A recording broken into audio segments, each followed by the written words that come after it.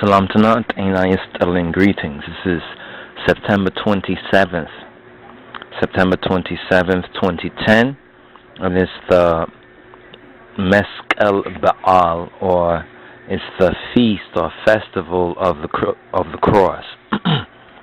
It's the festival of the cross, the festival that's known as the finding of the true cross. Meskel Baal.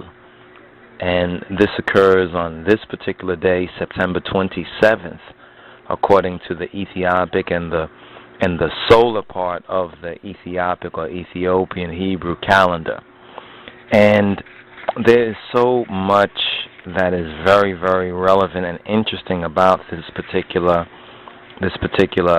feast and this particular festival. But first, we would like to say, Inquan le meskel Baal bedachna adaresawu adaresacho, which means congratulations that he, speaking of Ha Elohim Baruch Hu, has brought you safely to the feast and the festival time of the meskel, of the Unatenya meskel, the true cross. But then there's a question: what is the true cross? And this is what's so essential to really understanding, not just receiving the information. A lot of information out there. I really sincerely advise ones and ones to look up the available information that's out there concerning the feast or the festival of the true cross. It's very interesting, but you also have to remember that when we approach this particular Baal, you understand, this particular feast or festival, or in the Hebrew Moedim, this particular season, we are approaching this from the true roots, the true Ethiopic genesis, and according to what's known as the Kamite mysteries, or the ancient so-called Egyptian mysteries. And when we say ancient Egyptian mysteries, we mean when the native Kamites or the black Kamites, this is prior to the time of the Israelites and even Abraham by thousands of years.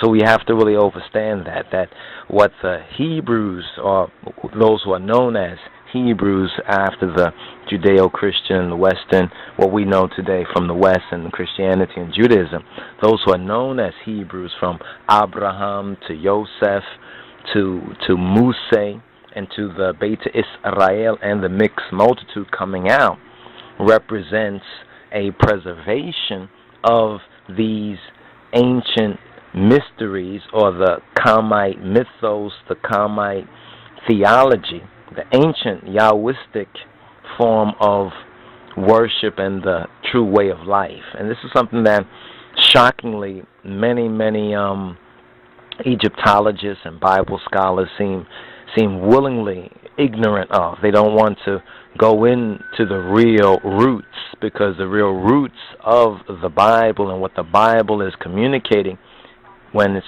rightly interpreted, links with the Ethiopic genesis. So this finding of the true cross, meskel Baal, and this particular time that's known as the Feast of the True Cross, is not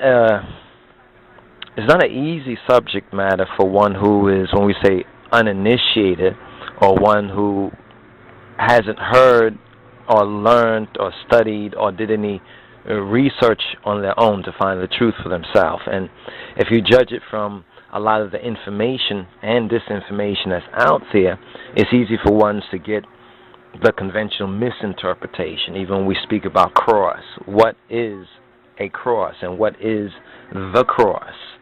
Many think that the cross is only referring to what's known as the crucifixion stake that Getachin, that Adonenu was crucified upon according to the scriptures. But then also we find that this cross is mentioned as a tree. And then this cross, which is mentioned as a tree, is also mentioned as a branch. So we have the wood of the cross, and we have the tree and the tree of life.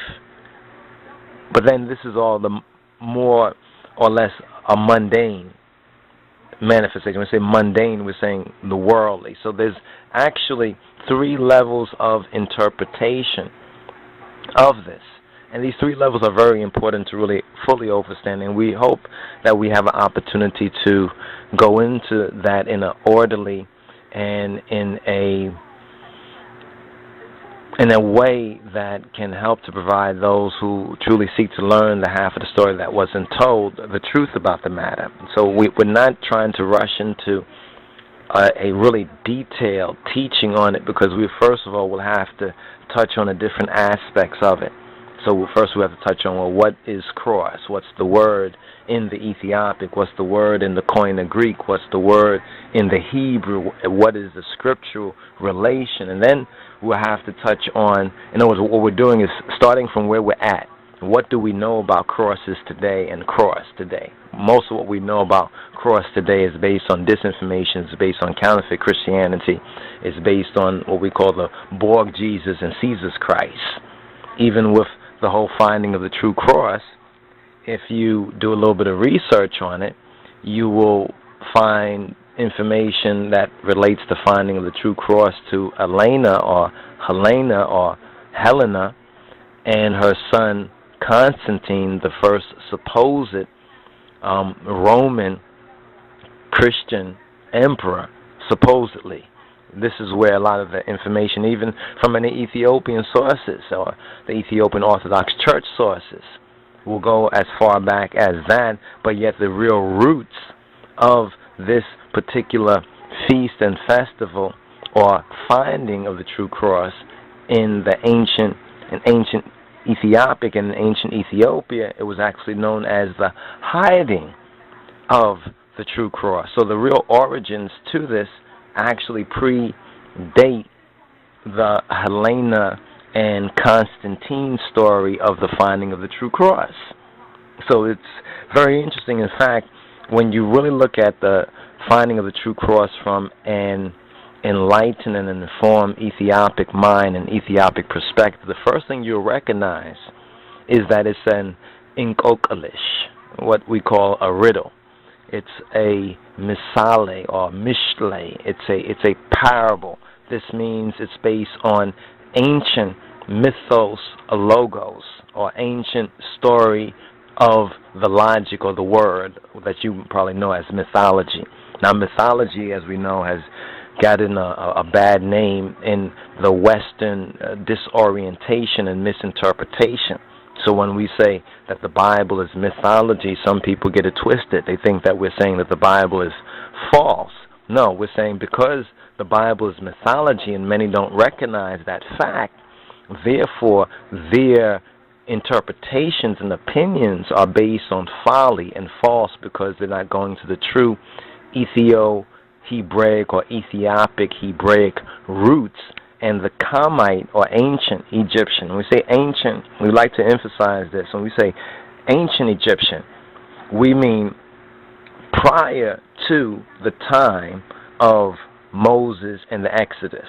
See, Moses and the Exodus is not really ancient Egypt. It's not the ancient Egypt that we are referring to. So when we say the Kamite theology or mythology concerning, for example, in this particular reasoning and discussion and audio dissertation, we're speaking about the finding of the true cross, or the feast or the festival of the cross, because it's simply known as meskel or meskelu Baal.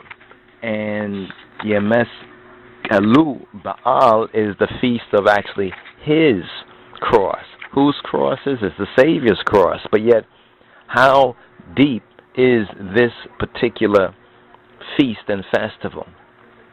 An important work to study and read and to study is the works of GERALD MASSEY. We wanted to do actually a video basically in praise of GERALD MASSEY. I know some may find it shocking. Why are you going to praise GERALD MASSEY? Wasn't he another white boy, a peck of wood, or like some people would say that? But hold up for a moment. GERALD MASSEY was an honest white man. On the intellectual level, GERALD MASSEY was like John Brown.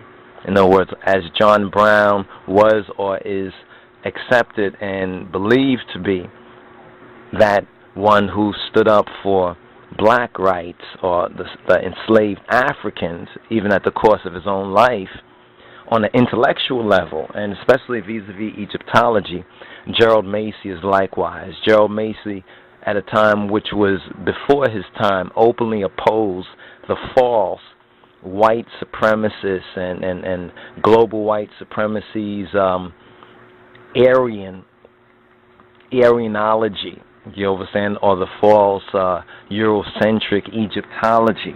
And he basically said bluntly and plainly that Egypt, as well as the Bible's origins, are African and are black. And not that he just said this, but he proved it. And, you know, if you look up GERALD MASSEY, he's known mostly as a poet. But it's very interesting that his best works are Egyptological and are ancient Egypt.